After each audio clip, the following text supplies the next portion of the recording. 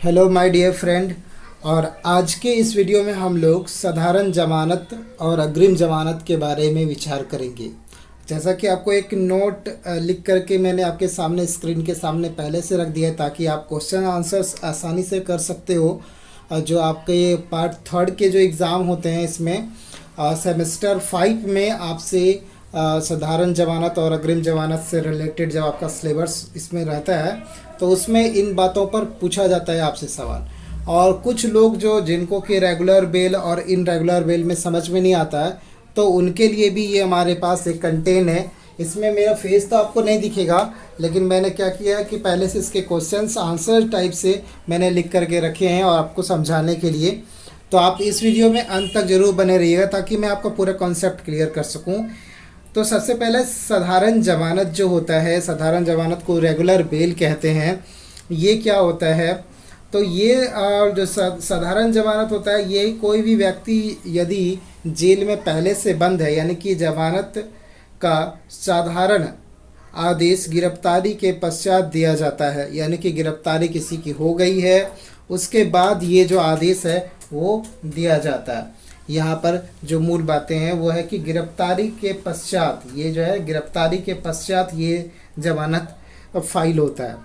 और इसमें जो है जैसे ही ये ज़मानत दे दिया जाता है न्यायालय के द्वारा, तो इसमें क्या होता है कि पुलिस अभिरक्षा में यदि या न्यायिक अभिरक्षा में है, जेल में पहले से बंद है, तो या न्यायिक अभिरक्षा में हो या पुलिस अभिरक्षा में हो, पुलिस कस्टडी में हो या जुडिशियल कस्टडी में, किसी भी कस्टडी में अगर यदि वो है तो वहाँ से उनको क्या कर दिया जाएगा, उन्मोचन कर दिया जाता है।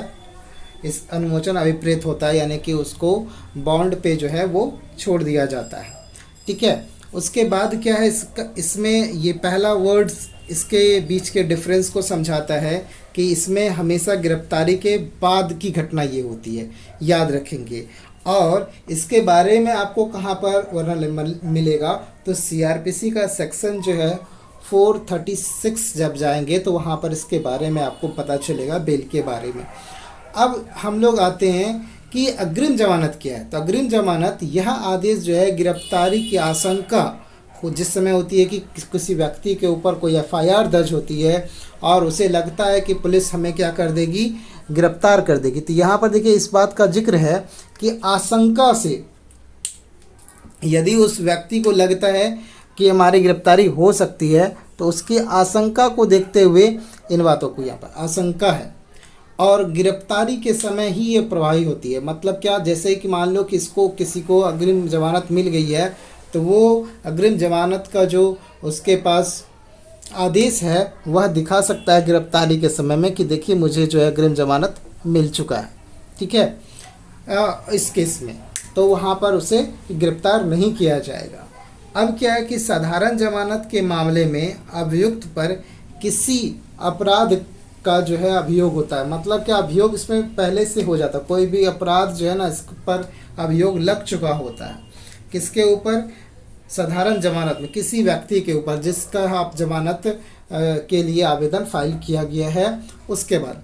लेकिन अग्रिम जमानत में, अग्रिम जमानत जो होता है उसमें क्या होता है, अजमानतीय अपराध का, इसमें जमानतीय भी हो सकता है अजमानतीय भी हो सकता है, लेकिन इसमें क्या बोल दिया गया है कि जमानतीय अपराध का अभियोग में गिरफ्तारी किए जाने की आशंका पर होता है। यानी कि ये हमेशा ऐसा है कि यदि मान लीजिए कि दो टाइप के अपराध होते हैं, एक जमानतीय अपराध होता है, एक अजमानतीय अपराध होता है। तो जमानतीय अपराध में जो है वो अग्रिम जमानत याचिका फाइल नहीं की जाती है, लेकिन अजमानतीय जब जहाँ पर होगा और जहाँ पर मामला संज्ञेय कॉन्ग्रिजेंस वाला बनता है तो वहाँ पर जो है हमेशा क्या किया जाता है, अग्रिम जमानत, या अगर गिरफ्तार व्यक्ति नहीं हुआ है तो वहाँ पर अग्रिम जमानत आवेदन देगा।